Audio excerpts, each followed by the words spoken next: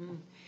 Hey, it's day 56. Look, I had to think about it for a minute. It's day 56. And today I want to talk to you about how to get strategic partners to come to you. So often when I talk to people about, their Dream 100, you guys have heard it 100 times, right? Go find strategic partners, and like they're always like going to these people that are way too above them, right? Or I just need to get on Oprah's 100 favorite list, right? It's like, do you know how many people that went out of business after being on Oprah? There's a lot. Like do your research. There's a ton because they weren't ready for the traffic. I have coming on my $1 Million Partnerships podcast a friend of mine who her daughter has a fabulous beauty line that she started when she was 14. Okay. And now she's 23, and so because it was such a great story, she was on Good Morning America. And I said, well, how did that go? And she's like, she goes, we broke even. We broke even because we weren't ready. We didn't realize what the what the traffic was going to look like, how many people would come to the website, how many orders to come in. So we ended up hiring other people to, right? Like they just weren't prepared for that big strategic partner. But part of that is having a great story, right? So what made Good Morning America come to her? What made these bigger outlets come to her? And it was all because she had a great story. She was super attractive, that I talk about, right? How can you be magnetic so that people will come to you? She was the authority in the space. Like she knew her shit. She knew what she was talking about. And then third, she understood like who her ideal client was. And so when she went on national TV, they understood it too. So part of getting partners to come to you, instead of you just out there, pick me, right? Have them naturally pick you, is that 99% of y'all are kind of all over the place, right? Even bigger businesses, because you don't have to have it all together to make money. I think that's where people get this thing all messed up.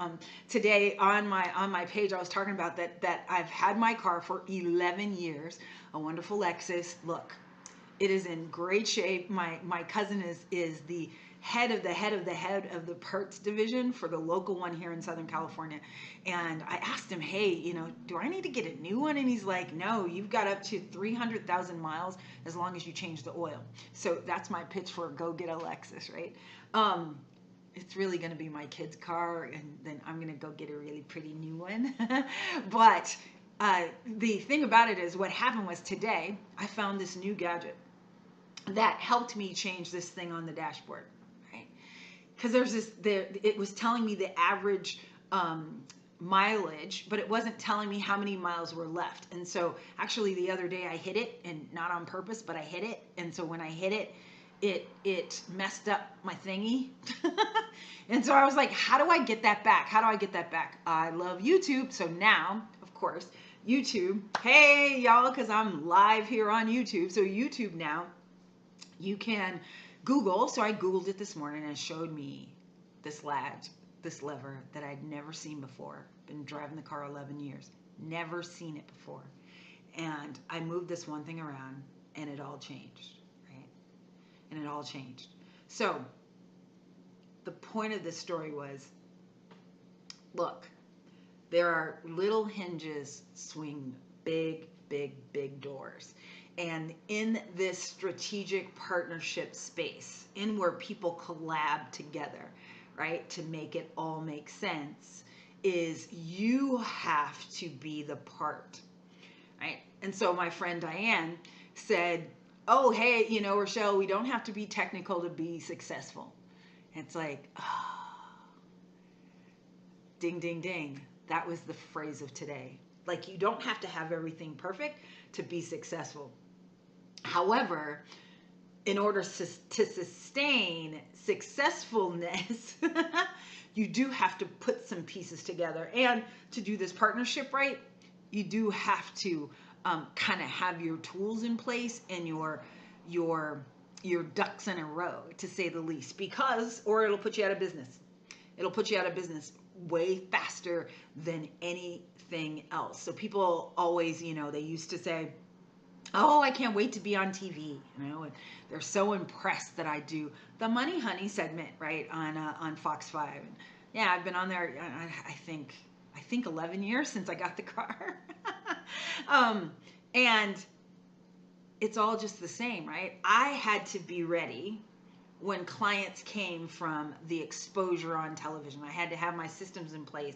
I had to have everything laid out so that it would all make sense. But I think oftentimes we want to have the client before, right? And then we'll put it all in place. And it's like, it's not how it works. And it's not how it works really, really well, is that you have to build the business to be the $1 million business that you want.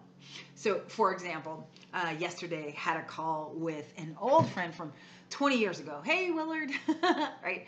And he actually did my mortgages for my investment properties and for my house.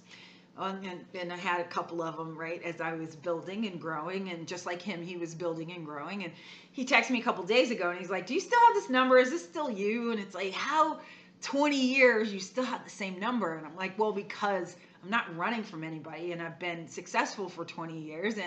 And right, this is how you reach me. And I've been doing this for 20 plus years. But the one thing he was asking me about his new business, and I said, well, the question truly is, what are you doing this? Like, what's your goal? Are you building $1 million business here, or are you building just a side hustle? Right? Because I'm going to give you a different strategy based on that. Right? So even with your strategic partners, who you partner with is going to determine whether you have a big business or just this little thing and you never leave your 9 to 5.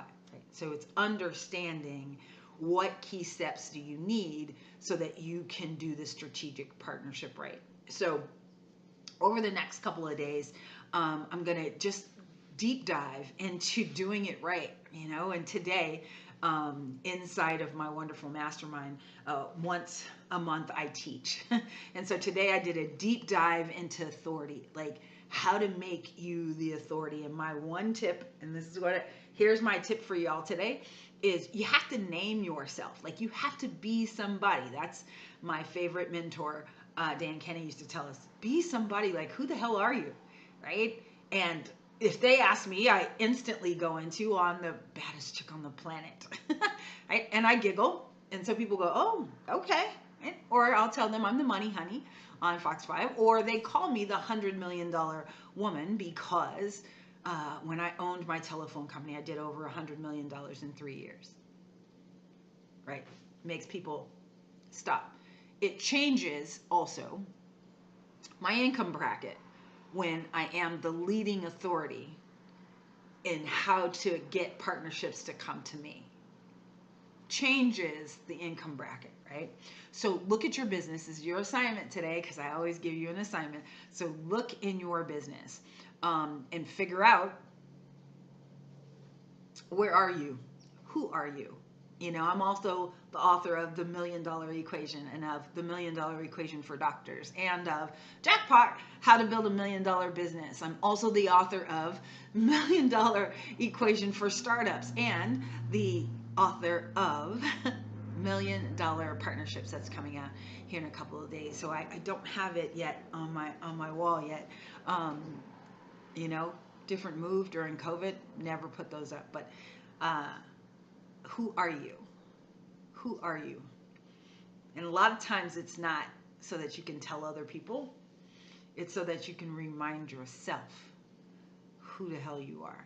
Because when you remind yourself who you are, everything changes. All right. So I love you for free. I'll see you tomorrow for day 57.